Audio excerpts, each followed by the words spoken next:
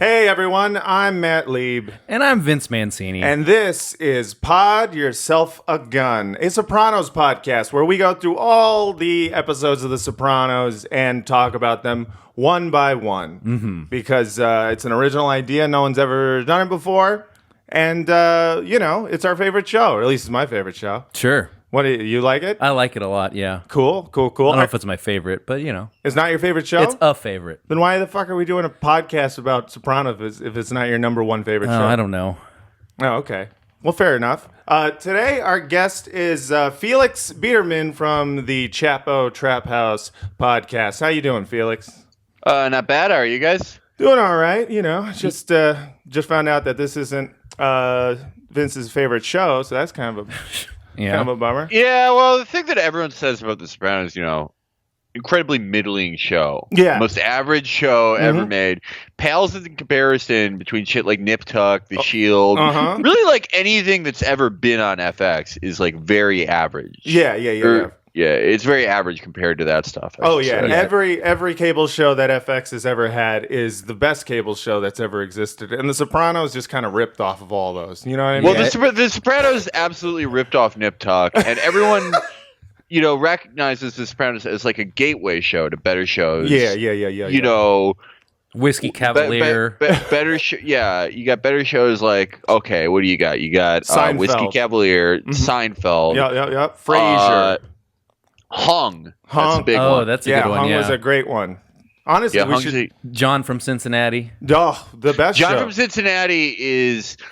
People recognize it as the greatest show ever depicted, and people don't remember this, but one of Bush's final acts in office was an executive order to bring John from Cincinnati off the air because people could not handle what was going on in that show. There's too much truth in one show. Beauty. Yeah, and it was mostly just trolling the rest of us who just desperately wanted to know, like, where's John really from? You know? Because it certainly wasn't Cincinnati. I don't know. Well, I had my own theory that he was from Cincinnati, and that the entire series was a social commentary about how people from Ohio are really stupid. I think that was, and that's what I chose to believe. You know? It seems like it's a good take. You should write a fan theory about that one. I just don't know how a guy from Cincinnati could surf like that. Yeah. And also how he can only talk in quotes that had previously been said to him earlier in the show.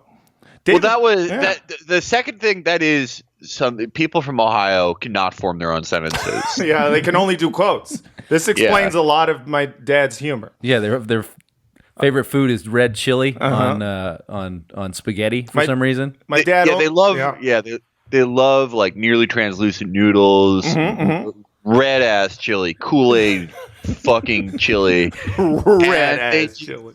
They just, when it comes to sentences, they're not the best, but they can do other stuff. They can perform the magic abilities that we saw John from Cincinnati perform. And they're a noble beast type character. Similar to Philip Dick's Golden Man. Very similar, if I had read it or knew what you were talking about. But I'm just going to keep the part where I said very similar. The Golden Man was a wonderful Philip K. Dick short story. It's about a simpleton with amazing abilities. Oh, sure, that makes sense. Yeah. Like I see the reference now. Like what's his name? Billy Bob Thornton in that movie where he likes French fried potatoes. Doesn't he have it? Green Mile. Green Mile. Yeah. Bad News Bears. Yeah. That was amazing makeup, but he did great. Certain college professors would not allow the Green Mile. Millennials these days are going to try to cancel Billy Bob Thornton because of his portrayal of John Coffey in the Green Mile. And I say, art is art. Leave it alone. Yeah. Oh, what's next? Are you going to cancel John Travolta for playing Jules in Pulp Fiction? Exactly. Well, anyways. So, Felix, you were from the Chicago area, right? That is correct. How did all you Chapo guys meet each other? I don't think I've ever asked that question before. Just posting. Just posting. What were your favorite places to post? Twitter. I mean, we all met on Twitter. And were you all living in Brooklyn at the time? No, I wasn't. I was living in Minnesota at the time, actually. Okay. Nice. And then you just moved. I moved because like Because Ilhan Omar showed up and you were like, I better get out of here. Yeah, I felt there goes the unsafe. neighborhood. Yeah, I felt unsafe. I was being targeted anti-Semitic style. Yeah. No, I graduated from school and I just couldn't get a real job. I sucked at it. I've really never had a job in an office. Like I did have like an internship when I was like in high school. Yeah. 2 summers, but that doesn't really count. I was just like, I don't know. I was just like kind of bad at the real professional world in that aspect. And I moved to New York from Minnesota after I graduated because I had like one lead on any real job and it like went nowhere. And I knew from my posting, because like all I really did in Minnesota was just post and lift all the time. Just posting and lifting? Like lift driving or you went to the gym? I went to the gym. Okay, sick. You got swole just because it helps with the posting. Did you bounce at one point or did I miss that? Yeah, no, I bounced at the time. Okay. But yeah, one of the people I met like through posting, he was like an editor at the New Yorker. And yeah, we just like just talk to each other from time to time. Like, asked me what was up one day. I was like, yeah, I honestly like don't know what to do with my life. Like, I like can't find a real job. What the fuck am I supposed to do? And he's like, yeah, just like visit New York. Like, I know a ton of people in media, and I did that. Yeah. And I moved here. My first thing I did was recapping the Bastard Executioner for what was that? Stars? The Observer. Oh, okay. What channel was that on? That was FX. Oh, okay. Yeah, all right. There you go. That's why you got that FX knowledge. Mm-hmm. Yeah, no, it's a very important network to me. Yeah. But I had always posted, with Matt and Will, also Amber and Virgil, but they came later. But yeah, I just posted with them, and yeah. I feel like we didn't start the podcast until like a while after I moved here, though. Sure. I feel like Will's the only one of you guys whose face didn't match up with what I had in mind with his voice. We get conflicting things. What did you expect Will to look like? That's a great question. His face is rounder than I thought it was. He's kind of like Haley Joel Osment with a beard a little bit. It is a big head. It's a surprisingly big head for a person. But, that big head, big brain, That's what they say. That's what they say. Yeah. Do people say that? Yeah, no, all the time. No, but what did you expect him to look like? That's a great question. I don't really know. I don't know if I had a clear picture in my mind. Maybe like a young Kevin Costner, with a suit. Yeah, suit and tie, or baseball jersey on. Some power alleys. That's a good look. Yeah, it's a especially great look. for a podcaster. That's right. Yeah. There's not enough podcasters wear jerseys while they're podcasting. I feel like if you're wearing jersey while making audio, you're probably doing like Morning Zoo. I feel like Brody shit. Stevens. What about fucking what's the Tom Hanks stand-up movie with Sally Field? Oh, Punchline? Yeah, remember how they had lockers in that movie? Yeah. No, I think that would be cool. you You have like a bad riff and it's like, hit the showers, kid. Yeah, we need to have lockers. That would be great. That'd be sick, dude.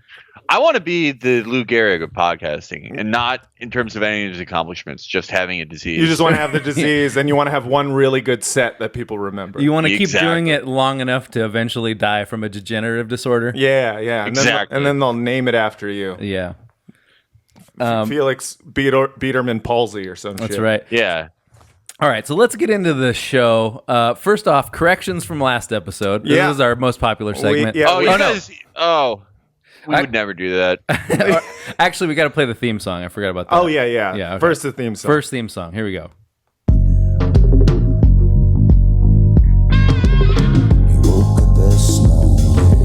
Pod.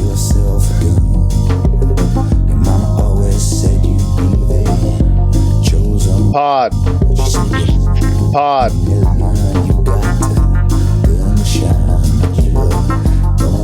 Podcast.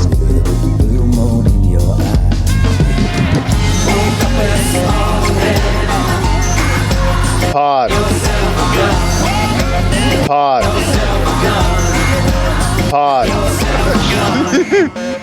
Podcast. Yeah. Okay, so that's first segment is the theme song. Second segment, corrections from last episode. A couple of corrections. Cacciatore means hunter in Italian. Right. What did we think it meant in the last episode? I mean, I knew that. Like, well, see, I've tweeted that I knew that before anyone could at me, so I feel like that's a win. Oh, right. We thought her name was Hunter Cacciatore. Yeah, because we didn't get the connection right away. Yeah. She was making an Italian pun. Right. Carmela calls. Let's see how good the trivia still is. Her last name in the show, Scangarillo. Yeah, that's right. That is correct. Woo! Still got it, baby. Damn. Yeah. Second correction, Hunter, the actress who plays Hunter, is actually David Chase's daughter, which we learned about ourselves in episode 1 of this podcast, but somehow forgot before episode 3 of this podcast. It's probably because we record one of these podcasts every other week. Yeah, that's right. Totally forgot that is David Chase's daughter. She's very Italian looking. Very Italian looking. You know, there's like a version of ethnic Italian that is almost still like too much. You know what I mean? Oh, hey, now. Hey, Well, sometimes you guys just look like Jews. Yeah, a lot of times. Really. Most of the time, I would And say. Arabs. I used to get mistaken for Italian a lot when I used to like go outside more and tan. I got confused. Now I don't. Now people just think I'm like just a Jew with long hair. Which, Yeah. right? You guessed it. Yeah, You that's guessed pretty it, buddy. correct. When I lived in New York, and one day I got off the subway, and what's that holiday where you like shake corn underneath like a shed? What? There's a Jewish holiday that involves like. Are you talking about Purim? You're talking about Purim? Is that it? I don't know. I'm not sure. I don't think there's corn involved. I don't remember like a specific corn It holiday. wasn't a corn. There's no corn. I swear. I could have The sworn. Iowa caucuses? What the fuck? I could have sworn. This, Are you thinking of elote? And were they Mexican? No, it was a Hasidic Jew, and he and I thought it was a corn. Was maybe it a something else. palm branch? Maybe it was a palm branch. He Yeah. handed me some sort of. It's not corn. There's no corn in Israel. You just saw a schizophrenic guy. And you're like, oh yeah, what holiday is this? You saw a guy in a hat just husking a corn, and you're just like, what are these Jews doing here in New York City? Well, some stranger tried to hand me. He's Clint Eastwood and Gran Torino. What are you Jews doing? Get these corn cobs off my lawn. Oh, I want to. He tried to hand me some corn, and I said, "No, thanks. I'm not Jewish." Oh, okay. Yeah. That probably made sense to him. Yeah. Being not Jewish at all, and he's just like, I just wanted to share my elote with you. Yeah. So this episode released January 31st, 1999. Some of the things happening at that point in time. The top movies were She's All That, Patch Adams, Oh, yes. and Varsity Blues. Oh, that's relevant to the whole thing that happened. Yeah. Moving on. It was the same day as Super Bowl 33. Oh, it came out. Oh, yeah, that's right. It's Sunday. Yeah. Yeah. The Denver Broncos beat the Atlanta Falcons. John Elway was the MVP. Sick. Family Guy premiered on Fox. Wow. First episode. A lot of TV history being made. Yeah, that's right. The NATO chief was empowered to order airstrikes on Yugoslavia, which still existed Oh, at right. that There was a point. Yugoslavia back then. Yeah. Sick. And then there's also this review I found on the LA Times of Tear Up the Club Thugs, their album Crazy in the Last Days from the Hypnotized Minds label. And This is a 3-6 Mafia side project? well, I'm going to read you the review so you can find out. Oh, okay. Yeah.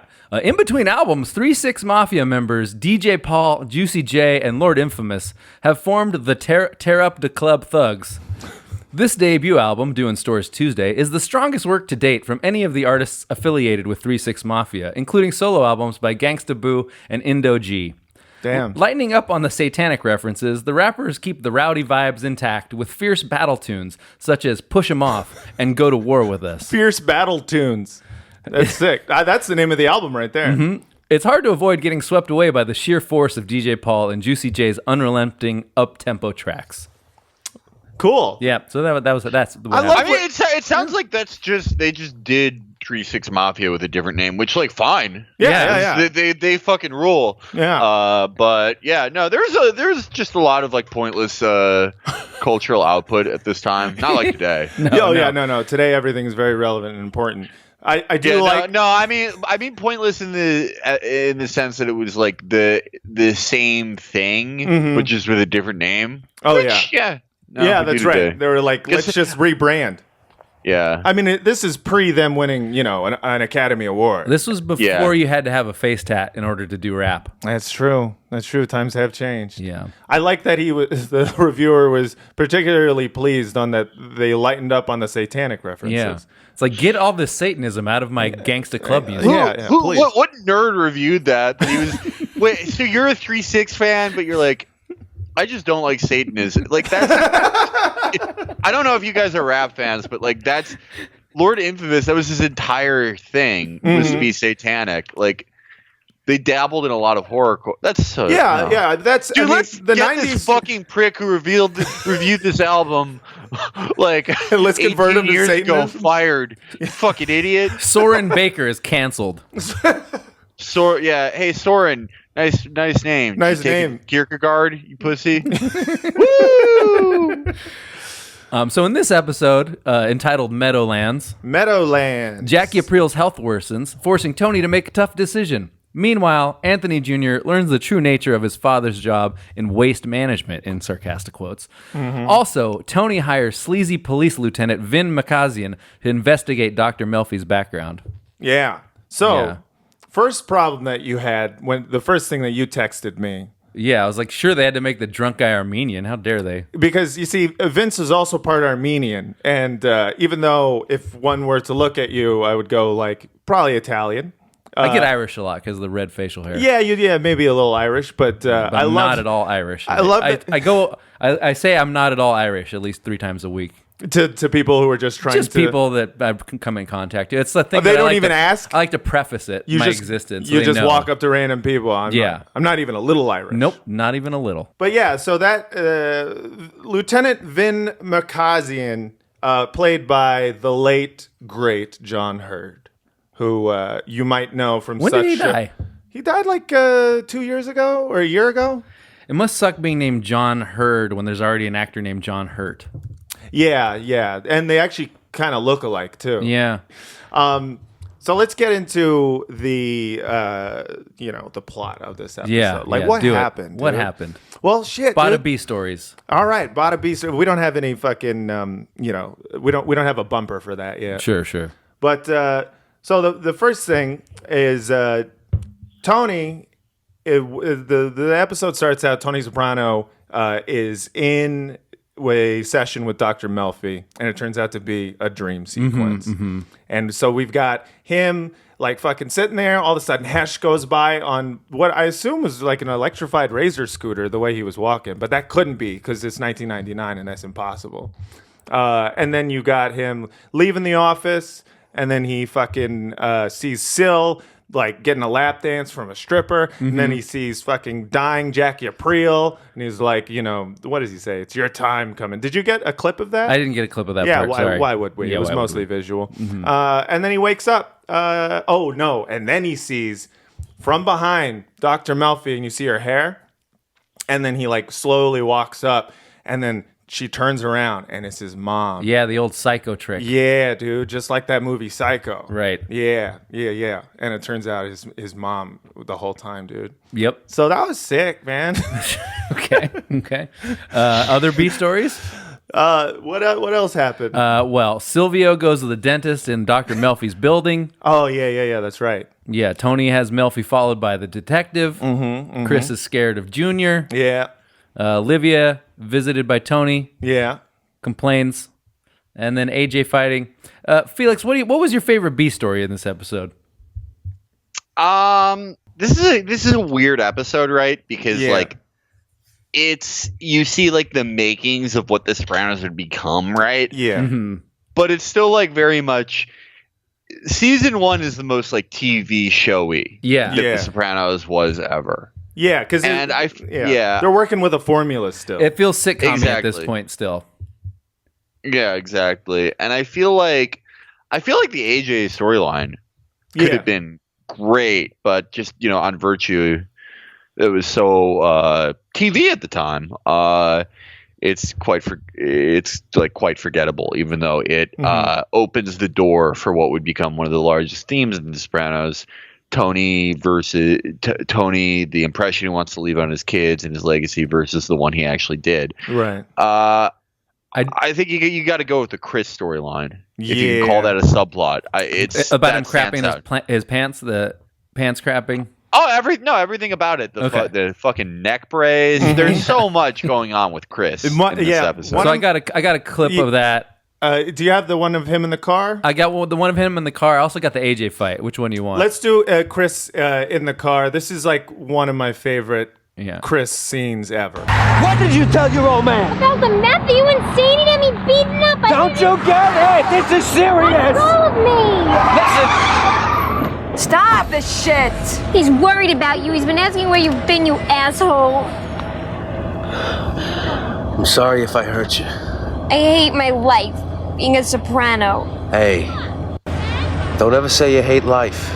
That's blasphemy. Fuck you. Okay, let's go. Remember like when you were little? I'll buy you one of those Happy Meals, all right? Where the fuck are you? What does that mean? Where the fuck are you? Like in your head? I think it was where the fuck are you in your head? Okay. Yeah, because what the fuck is he talking about? First he's yelling at her, then he's like, don't say you hate life, that's blasphemy. And then let me buy you a Gotta Happy show the Meal. respect to Jesus. Yeah, the dude is fucking kind of losing his goddamn mind. Where he's like he thinks he's like a mobster. That's the whole thing with Chris the entire time. Is he thinks like, hey, I can wear a suit, I collect, I make money, and he's just kind of a douche loser the entire show. And so like, his wanting to buy Meadow Soprano a Happy Meal is just so sweet.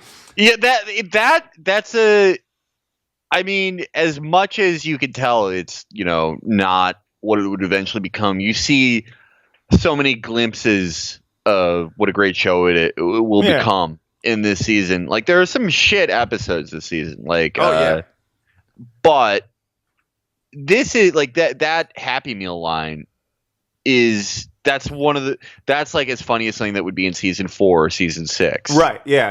Exactly. Like that, because that idea of a guy trying to be like the magnanimous mobster from movies, and he's like, "Hey, I'll buy you a fucking Happy Meal." Yeah, I'll make her an offer she can't refuse. Funny as I've always said, funniest show on TV. Yeah, for real. I definitely laughed out loud many times in this episode. I think it was a weak episode, but it is still pretty one of the funnier ones. Yeah, it's right. It's like this is this is the 4th episode that we've done, and we're right about to get to the 5th one, which is actually to me the first really good Sopranos episode, where she goes off to college. Yeah. Completely. That's like when the show was like, oh shit, this is a fucking great show. Whereas like now they're still doing the fucking home improvement thing a little bit too. Yeah, they flipped it this time. Yeah, right. Well, this time it was like Dr. Melfi basically giving Tony advice on like what to do with Junior. Mm-hmm. Yeah, right. And I feel like in these early episodes, we're still sort of stuck in the trap. And maybe this could be, I think this is more a product of the network. Than Chase's vision of the mafia is cool and sexy. Yeah, I mean they try to do it, but at the same time, you have scenes like they had, when Tony decides to go after the henchman who killed Brendan. In his tub, and he has to go after him with a staple gun, and then he wipes his prints off of it and drops it, because this is like the New Jersey mob is just like they're kind of like perceived as these bumpkins a little bit, so he's not going to be as flashy as like actually having a gun like in Godfather Part 1. He's got a fucking staple gun like he's a fucking carpenter, so people know that he did it. Right? Yeah. But yeah, no, they are still caught between trying to be like a cool mafia show and a show about people who are in the mob, but also are really into being in the mafia. Right. This is still about like mob politics and like Tony making a smart power play. Yeah. But it's funny because like at its heart, it is a show about a bunch of, well, maybe not at its heart, but one of the themes is like, it's a show about a bunch of people who really like being in the mafia, right? And like, well, I mean, there's glimpses of that in this one when they're talking about the way that they shot Brendan and like what it meant and mean. And Paulie's like, oh, Francis He I only did the eye so we could frame it that way. Yeah, that's not an actual thing in the mob. Yeah, that's right. That scene in this episode is like the one where they are skirting between both those lines. Because like while Tony and Chris are like planning what they're gonna do to retaliate, the rest of the crew, Pussy and Paulie and Sil, are just talking about what happened in Godfather 1 with Mo Green. We have a clip of that. Oh, you do? Okay. Yeah. Okay. Yeah, dude, I Brendan's prepared. brains are floating in his bathtub. Message job through the eye. Mo Green special. Fucking Uncle Junior. What are you talking about, Mo Green? In one, Mo Green's eyes got too big for his stomach, so they put a small caliber. In his glasses, you mean? Glasses, eyes. Why are you quibbling with me? I'm at the World Trade Center. What are you doing? Mikey told me she's a made guy. Cocksucker didn't have the balls to do it himself. Contracted these fucking Russians and he killed my friend. A response should suit the message. Shoot him up. The guy was a rat. The eye is just how Francis framed the shot. For the shock value.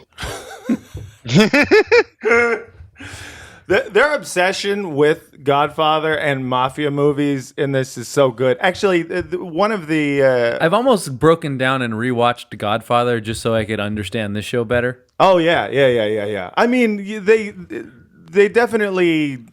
I don't know how they don't get that deep into it. A lot of the stuff that they mention, sometimes they get it wrong, like completely. In fact, in this one, he goes, "We should go after them Scarface style with 2 bazookas under each arm." Yeah. And I was like, has this guy not actually seen fucking Scarface?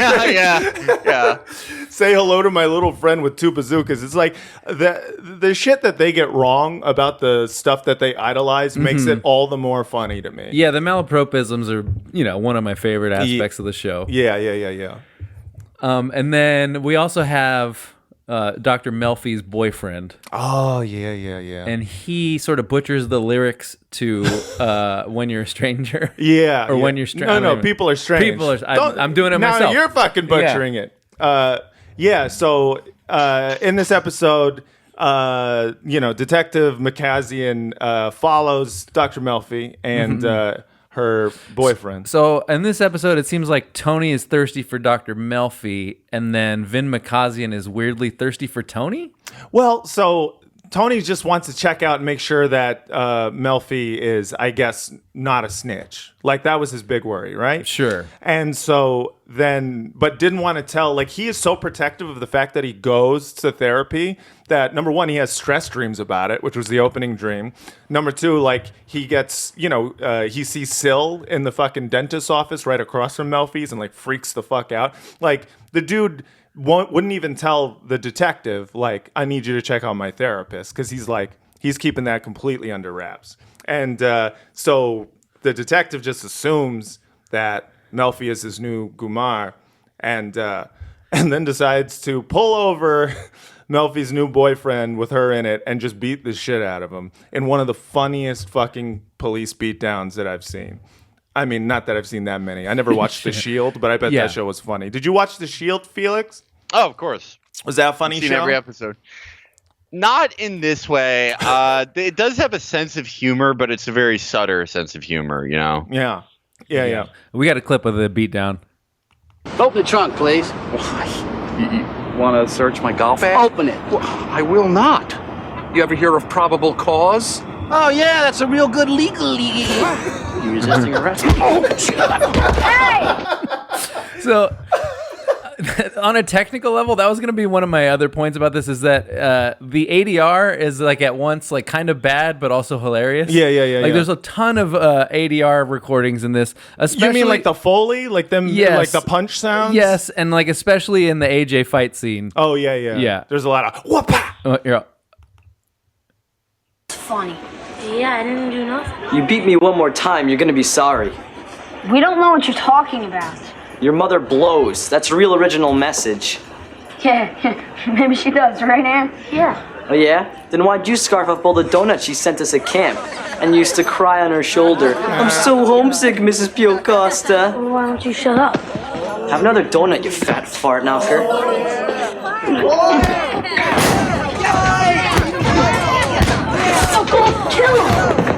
like the crowd sounds. dickwad. The whole time, all I could picture Dickwad, was ass sucker, fart knocker. But these guys, you gotta hand it to them. They did their research on what feel middle schoolers in fucking 1999 were saying. No, I feel as like a middle schooler in 1999, that's exactly how a fight I looked. feel like a fart knocker was just a nice way for them not to say faggot. Yeah, Yeah. that's a good point. That is a good point. I think in later episodes, they absolutely would be saying faggot. He'd probably say some racial slurs too. Well, just randomly. nowadays they would definitely call each other the N-word. Yeah. But it wouldn't be like it would just be two white dudes calling each other the exactly. N-word. Yeah. And they would have face tattoos and SoundCloud accounts. But yeah, I liked the middle school fight scene. I thought that was like one of the funniest fucking, like, just watching them fumble. Because I got into fights with chubby kids a lot in middle school. Did you? Yeah, chubby You really- kids wanted to beat the shit out of me all the time. It's because you're tall. Yeah, it's because I was tall and they were like short and fat, and they were just like, I'm gonna fuck with this dude because I know I could take him. And they could. They beat me up pretty bad. But like the in terms of the insults, in terms of like the shirts and the hairstyles and everything like that, like those are the kids that I was fighting. Yeah, like I like the idea of the fight. It just wasn't staged very well. I don't know. It looked like they were two actors. It's hard to choreograph like a fight between children, to be fair to them. That's true. Yeah, I mean, and also, I don't know what you expected to see, but like the falling and the fumbling and like the missed punches. Oh, and the shit. ripped shirt. Like the fact that it comes down to a ripped shirt was very great. Yeah, that was perfect. Yeah. And I mean, and they fight a couple of times. The second time they fight, AJ actually gets punched in the face. And gets, I guess, like his nose starts bleeding. And I don't know, man. I don't know what it is about that, like that genre of little fat angry kid. Mm-hmm. But like, I know so many of those kids. I don't know why. I liked it as a gateway into AJ's room because then we got to see all of his new metal. His posters. Ulver poster. He has a bunch of new metal and then Ulver. Yeah. I didn't even. Yeah, that was the one I don't even know that one. I knew the other ones. What's Ulver? Ulver rocks, dude. Ulver is it's a Swedish metal band, but they do a lot of shit. They've done a lot of they did a concept disco album about the life and death of Princess Diana.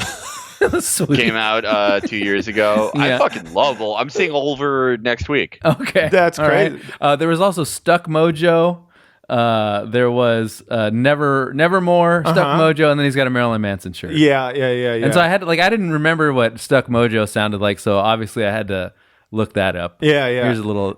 Here's do it. A clip of it that we won't have to pay for.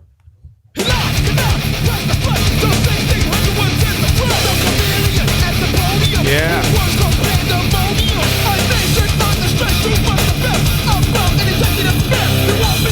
That's a Crooked Figurehead off the Rising album. Oh yeah, 1998 release. Great album. Yeah. Yeah, man. Like this, it was nice getting little glimpses into AJ's life because it's like still a fucking 90s ass show. In this season, it's still very, very 90s. In fact, are you gonna make me play the sting? We got to play the bumper because we got to talk about how 90s this was. All right.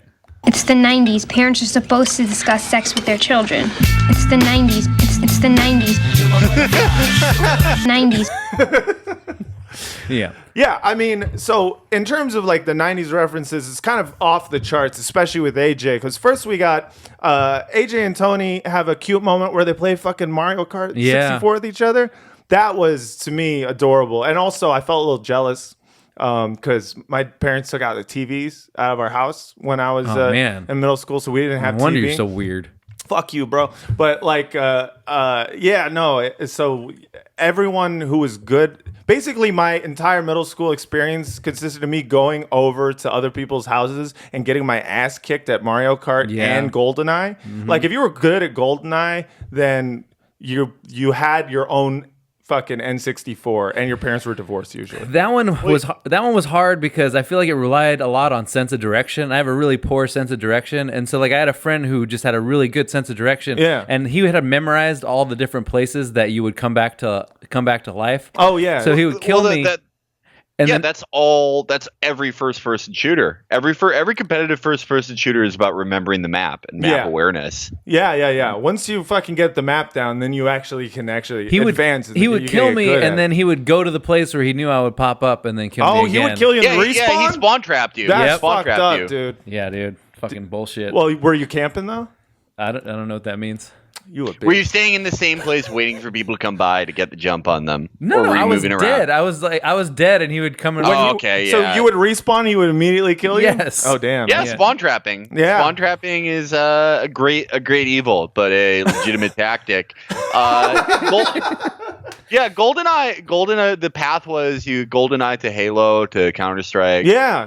Yeah, I skipped everything. As far as controllers go, Counter-Strike. I feel like N64 is one of the best console controllers that we've had. I wouldn't know, man. I think the controller on that, I think it's moronic. You have the fucking third prong right in the middle. Yeah. It's impossible to use every part of the peripheral. Yeah. It's a terrible controller, which speaks to how strong the system was, how many great games there were. Mario 64 is one of the greatest games of all time, even with that wretched controller. I mean, what was interesting in the show, you're watching Tony do it with one hand. Yeah. And I was like, that's what an adult would do, I assume. That's how cool. I mean, Tony was. There are a bunch of little things in the show like that are a result of people on set didn't know how you play N64 or whatever and shit like that. But because James Gandolfini is so incredibly charismatic, it's he's figured out this cool new way to play N64. Not that he doesn't know what it is, and that would never work. No one can do that. Yeah. But there is a ton of things on the show like that, little things that just the Gandolfini can pull off because he's so cool. Yeah, no, this episode. But you're that must be the right way. I rewatched it with my girlfriend Francesca, who I have to mention on every show, and she. This is the first time that she was like, because we've watched the whole series together, but she was like, "Damn, James Gandolfini was fuckable, very fuckable in this season." Oh no, yeah, he's an incredibly sexy man, incredibly sexy, and but I didn't think that she would say that out loud to me, and she did, which is fine, and I agree with her, but. I have to say, I mean, here she is trying to hector you into losing weight, and then she's talking about fuckable James Gandolfini. Exactly. All she does is control my diet. I have never seen a man of James Gandolfini's side exude the sexual energy and charisma that Gandolfini himself did. Yeah, it is. It's a rarity. It's like him and Notorious B.I.G. That's all. And on that note, I feel like Christopher is the same way. As far as, because that's just. I think that we can agree that's just an objectively ugly dude. Yeah. But he's got that energy where that'd be the guy that'd be going out with Drea De Matteo. Yeah.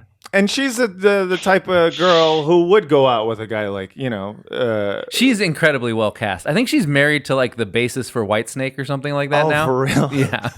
And it's her second glam metal husband. Damn, she just scored a lot of glam metal people. Yeah. Good for her. Yeah, great for her. What's her name? Ada?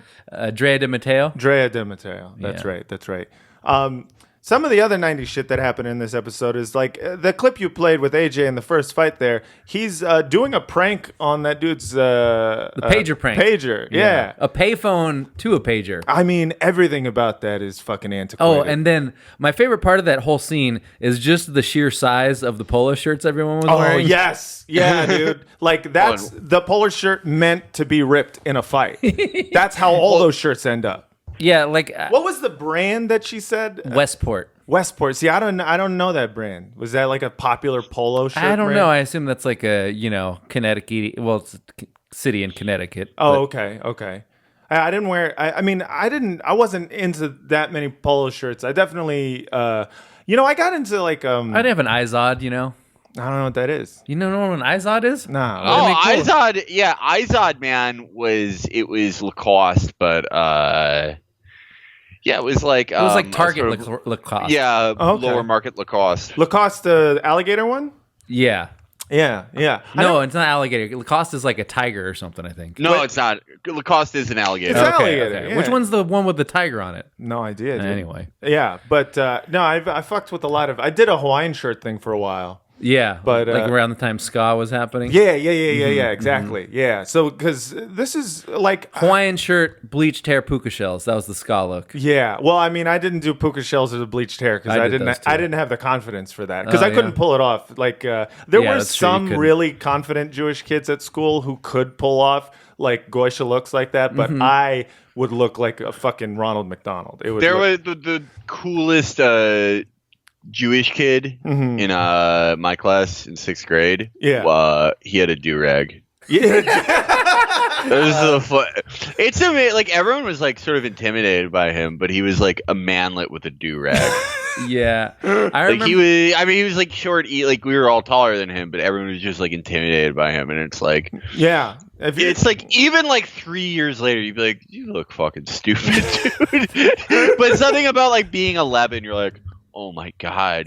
It's sort of equivalent to the Gandolfini thing where he's playing the N64 wrong and you're like, what does he know? You see this like short kid in a fucking do-rag who's the same ethnic background as you, and instead of, because you're just so nervous and self-conscious all the time, instead of being like, you look fucking dumb, you're like, what do you know that I don't? Yeah, what do you know that I know? I think there are two types of middle schoolers. They're the kind who's like, can I really pull off a polo shirt? Right, yeah, and then there are kids who are like, just gonna get my mom to get me a huge gold chain. Yeah, right. Yeah, I respected the confidence like the Omar of your little league team.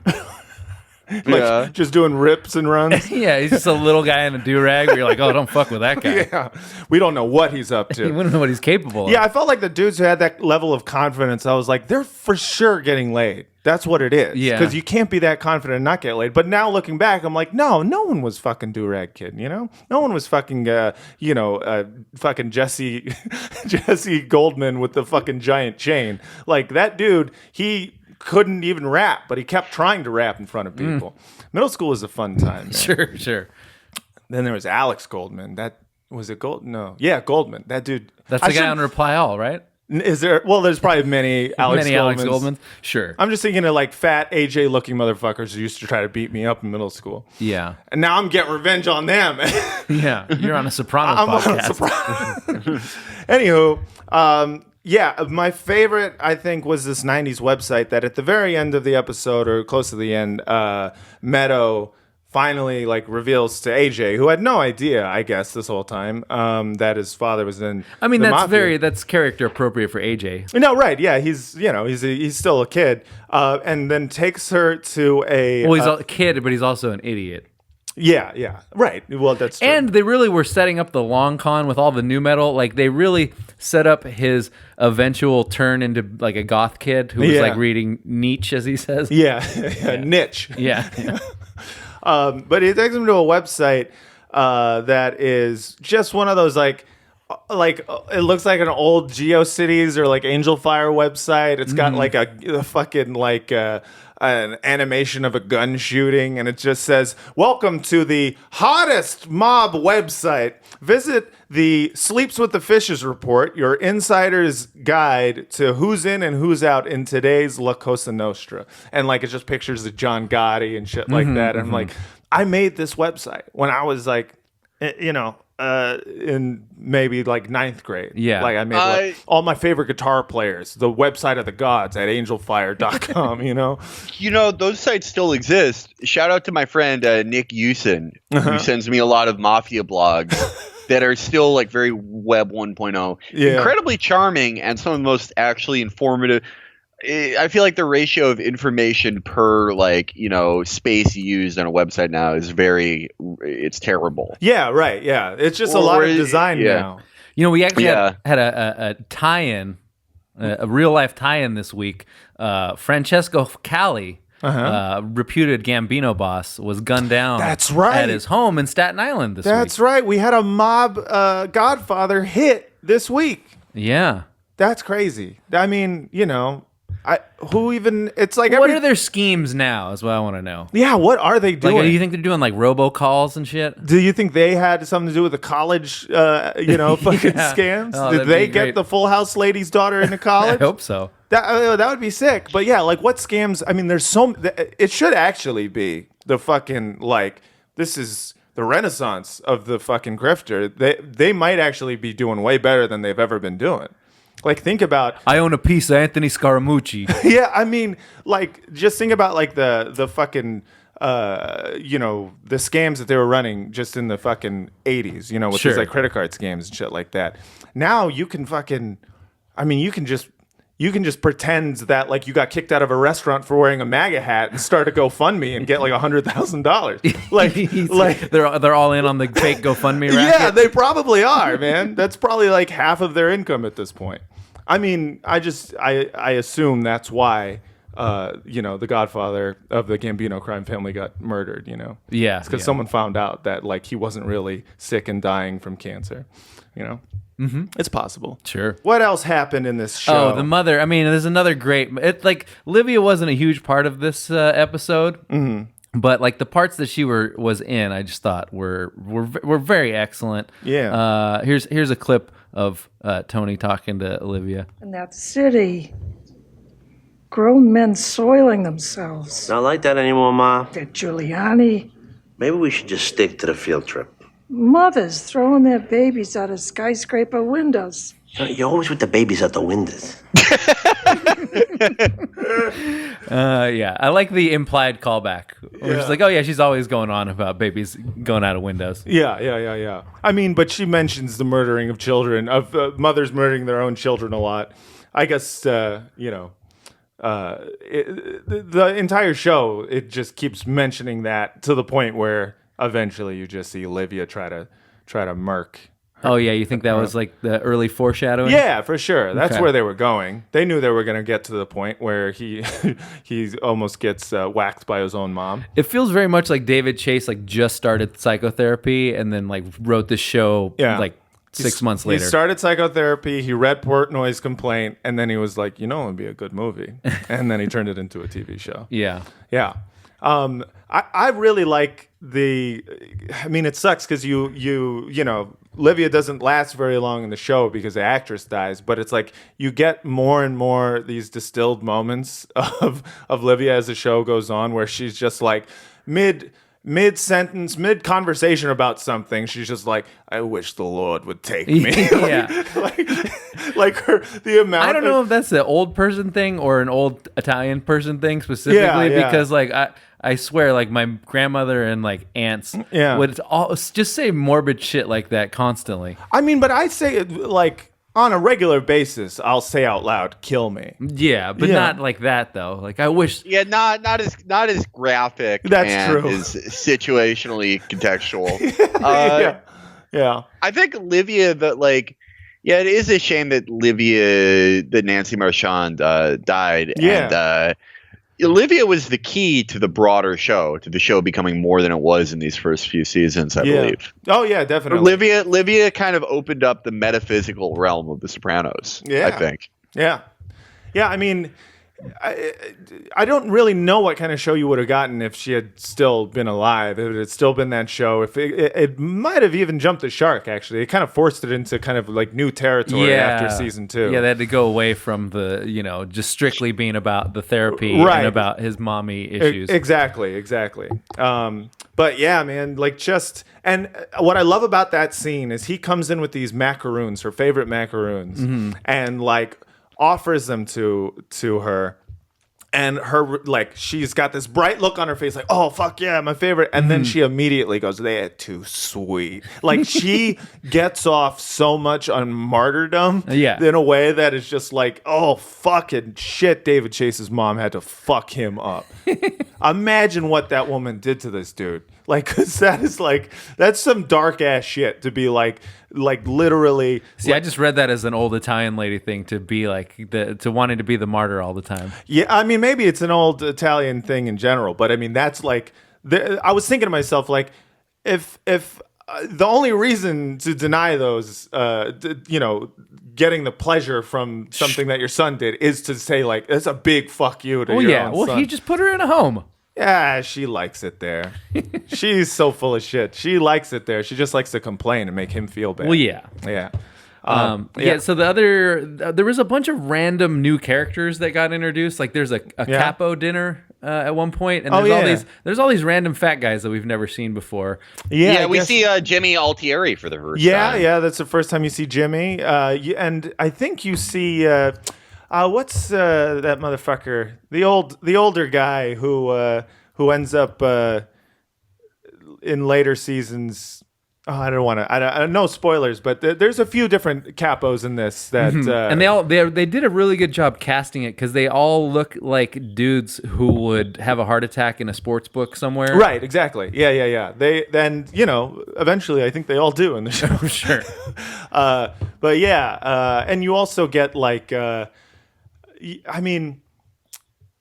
no, I guess there was no foreshadowing of like any of the snitching that goes on, except for the scene in which they're talking about the Mo Green special, and then Sil very pointedly says like a gun in the mouth is a message that it's a rat, and he looks at fucking Big Pussy, and I don't mean to spoil it for people. Are there spoilers? No, can you do there's no spoilers? Not with this show, I mean, right? if you're gonna remember anything about this show, it's that Big Pussy got whacked at one point. Yeah, everyone knows Yeah, it. That's like fucking season 1 Game of Thrones. Long. It's a red wedding. No, I was gonna say long hair.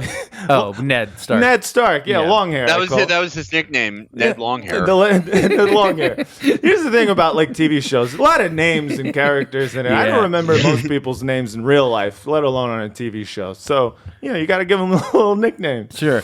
And so going back to the Vin Makazian, who not only is Armenian but also has the same first name as me, very offensive. Oh yeah, that's right. Yeah, but so he says when he starts beating up Melfi's boyfriend, he says like, "Why are you out here getting hamburgers when you got a steak? When you got prime rib at home?" Oh yeah, so it's like it feels weirdly homoerotic. Oh yeah, you mean he's calling Tony a big beefsteak? Yeah. Yeah, I mean, I think he just was trying to, he thought that was Tony's Gumar and was like, trying to look out for himself. Sure. Maybe. I don't know. Maybe he's trying to fuck. But I don't think so. I think he's just trying to, he's just trying to get rid of his gambling debts. That's pretty much what it is. Yeah. I also really enjoyed the conversation in the car between Melfi and her boyfriend. It's like they don't know how to write what intellectuals are like in their off hours. They just think that they're always having like psychoanalytical conversations about like what women want. And well, that's something I feel like that got better as the show went on. And I don't know if that's like a product of hiring more writers who are from a traditional screenwriter background. Mm-hmm.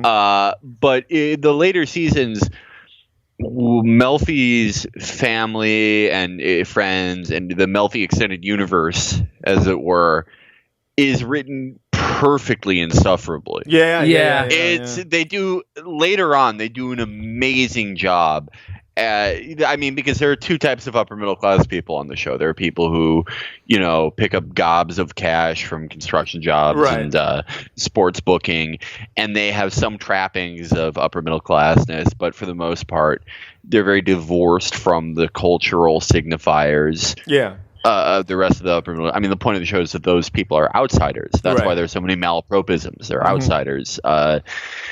But later on, the first few Melfi and Melfi family and friends scenes in the show, especially in this episode, are like, but Freud said, when it comes to, but later on, it just shows like the just the sort of pompous intellectual, jacking off, especially during dinner scenes. The dinner scenes are amazing. They're incredible. They're just the amount of pompousness in one room squeezed together, and people being offended by each other's pompousness, trying to be like, who here's the least pompous, but they're all equally disgusting. Right? They're all that is. I feel like as Sopranos became like less a traditional TV show, they became more comfortable with the idea that no one is a good character. No one's good. Right. Yeah. And that's very unconventional for American TV. No, yeah. That's completely novel. Yeah. And so these first few scenes, it's like, oh, they're nice. It's almost like analyze this. It's like, oh, they're nice, but a little bit square. I bet they can't get Italian with it. Right. and like, the show goes on and it's like, no, these people are shit. Carmela's shit. Yeah. Meadows shit. Yeah. Fuck. Everyone is just their own megalomaniac, self-centered asshole in their own way. Right, and there are like 4 good people ever in this show. Everyone is basically delusional in one way or another. Who are the good people? Like Artie Bucco? No. Yeah, I don't know if Artie's good. Charmaine? Carmela, the therapist who is mean to Carmela is like one of the like 4. Oh, the one who was like, leave him now.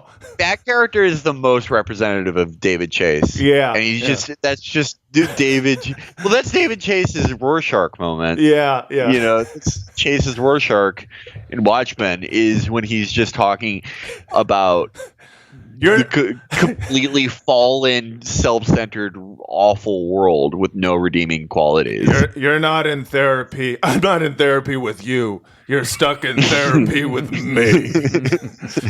Yeah, my favorite is like he won't even take the money because it's blood money. Yeah. I mean, that character is almost like it's a little.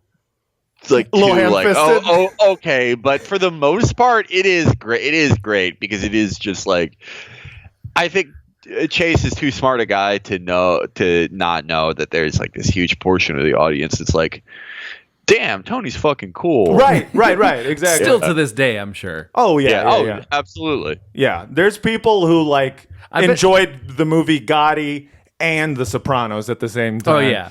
and just on a coolness level. And I bet there's people that are still doing the mob thing today that are looking at The Sopranos the way the people in The Sopranos were looking at The Godfather. Oh, yeah, for sure. I can't imagine being, though, that disconnected to the show and continue to watch it. Like, unless you just see yourself in those characters and be like, yeah, dude, I also like Godfather. But I don't understand it completely. I think that's what you have to do. I think the test is, if you ask that person, it's just a person like, oh, The Sopranos, good show. Yeah, I love Sopranos. Did you think it was funny?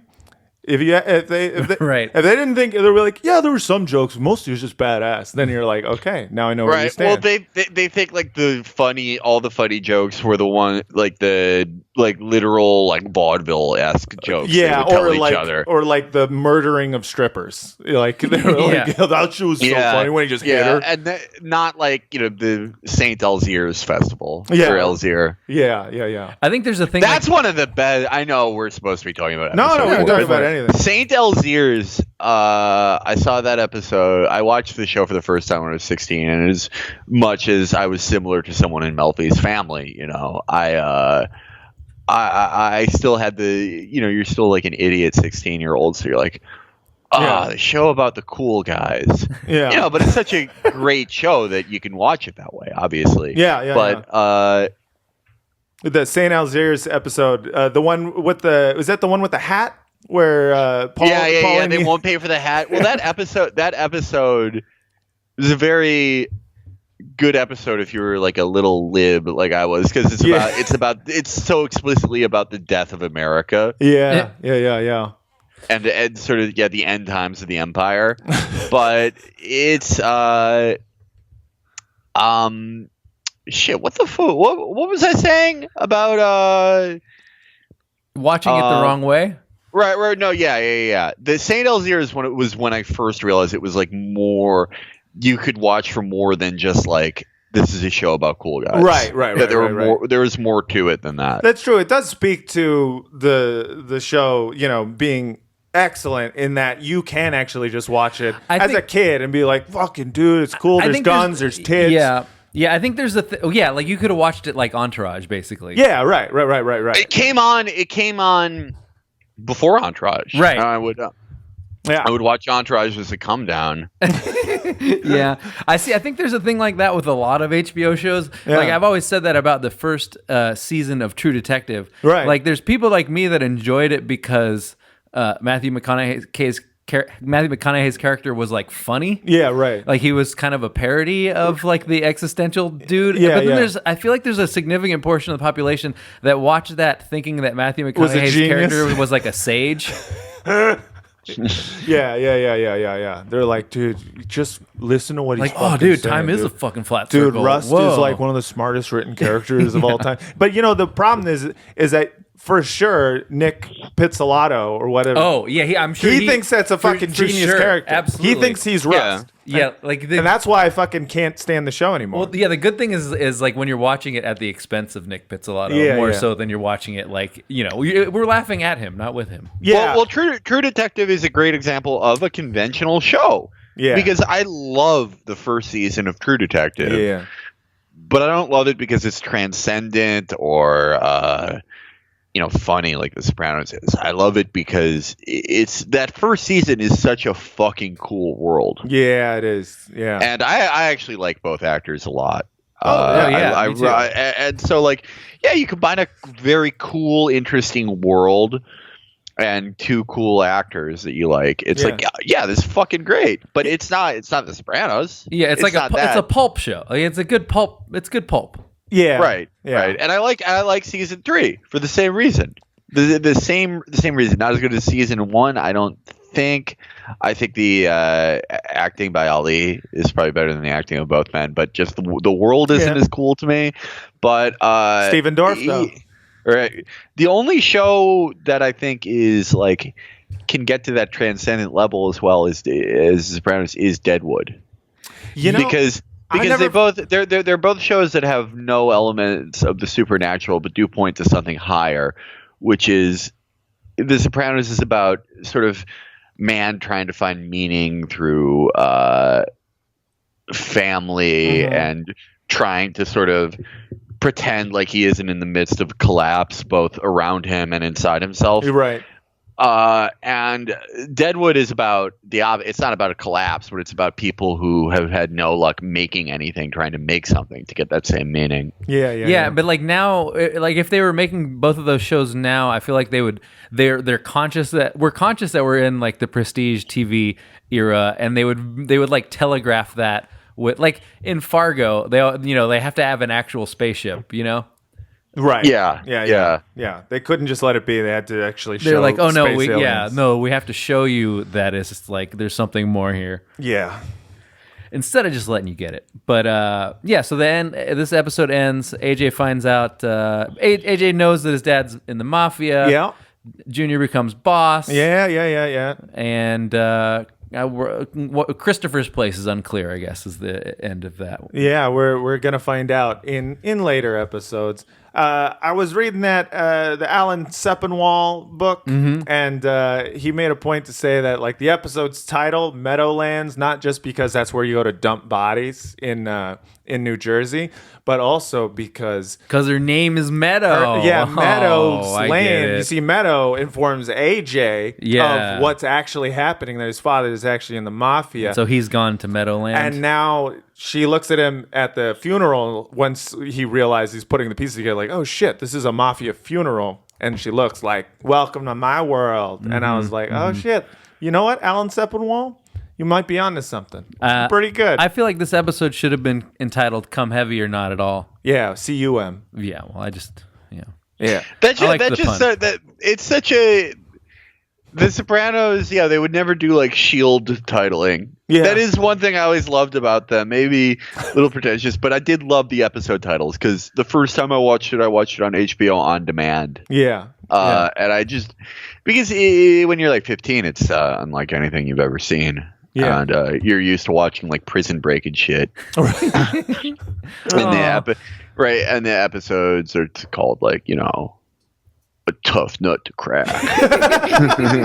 Yeah. But the episodes of The Sopranos are perfect because they're very mysterious. They allude to something that's in the episode. Right. Yeah. And you're just trying to piece it together. It's kind of like there's very few pun titles. The comedian Rory. I mean, that's why the worst episode, A Hit is a Hit.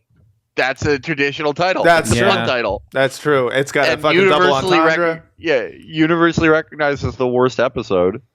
Oh, people don't like really? Which one is A Hit is a Hit? That's the one where Massive G. Yeah. Well, David Chase trying to write a rapper. Yeah.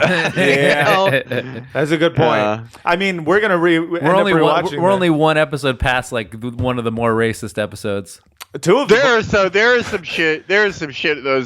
Those early ones where it's just like, oh yeah, I can tell this was written in 1998. Oh yeah, my god, yeah. Well, I think the last one we did was where where you've got the Hasidic families. No, I was thinking of when that Brendan was 2 hires episodes the ago. black guys to knock over the truck, and he has to tell them not to hold their gun sideways. Right. Yeah. And it's like, first of all people to make that correction, is it really going to be fucking Brendan? Yeah, it's a fucking like. Yeah, Brendan's a fucking idiot. Yeah. And it ends up they're the buffoons and not Brendan in that scene because they're the ones who drop the gun and shoot the guy. Which, by the way, it's like the fucking stupidest Rube Goldberg machine ever. It was weirdly racist show, kind of at the beginning, or at least they just didn't know really how to write it without. They should have got the guys from 3-6 Mafia to consult. Hey, they weren't. They were just, making a side project. Well, they did the thing that was so popular to do in really like most HBO shows written at the time. Oz, I think, being the most guilty of this. Yeah, is you have a black character and you're like, the white 50-year-old who's writing it. Oh my god, what do I name them? And they'd be like, "What's up? I'm Gangsta Ice." My gang is called like the fucking Sagging Pants Ballers. Yeah. Good work, dude. Yeah. Believable. Mm-hmm. Yeah, you got it, man. This is Big Polo. That's right. And a hit is a hit. That's they have the guy he hires. Wait, which one is it? Not the one where he hires him to shoot him in the butt. Is it that one? No. That's way later on. That's season 6. That's first half of season 6. Oh yeah, that's Bobby. That's Bobby. A hit is a hit is episode 10. Is that the one with the band that plays that meow song? Oh, well, it's a shame. It's such a shit episode because the stuff with Adriana's ex and his shitty band, like the guy is so funny. Yeah, that's it's right. So one of the most outrageously fun when Chris like demands he takes meth so he can really rock out again. That shit is so fucking funny. It's just like, I just wish the stuff with Massive G was done better because that could have been a really good episode. Actually, I got the Wikipedia in front of me. So that's actually Bokeem Woodbine. That's right. Who played like the rhyming bad guy in one Fargo season. That's right. And he also fucking he wrote the rapper to wear a suit and have a lawyer and all that, and just be like, that's right. I forgot that. It looks like his look is storyline. Very Suge Knight influenced as well. He's suing Hesh for royalty money owed to someone's family. That is a strange episode. Well, we'll get on that episode eventually. We'll have to have you back for that one. Yeah, we need more. We need to. I mean, just reliving this first season is kind of a trip because I've always been kind of convinced of like The Sopranos, like total infallibility as like a perfect show. But it's because you're kind of growing up watching it with the show. So like as you kind of, it has its own character arc. It has its own character arc, and it also you have your own character arc while you're watching the show. So rewatching this first season, I'm like.